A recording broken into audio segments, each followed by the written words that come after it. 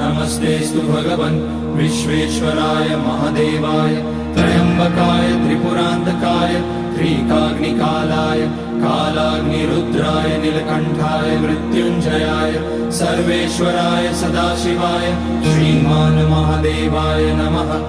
ॐ नमः शम्भवाय च मयोभवाय च नमः शङ्कराय च मयस्कराय च नमः शिवाय च शिवतराय च।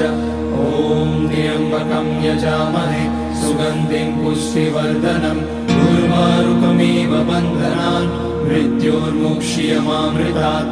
नागेन्द्रहाराय त्रिलोचनाय भस्माकराय महेश्वराय नित्याय शुद्धाय दिगम्बराय तस्मै नकाराय नमः शिवाय। मन्दाकिनी सलिलचन्दन चर्चिताय नन्दीश्वर प्रणतनाथ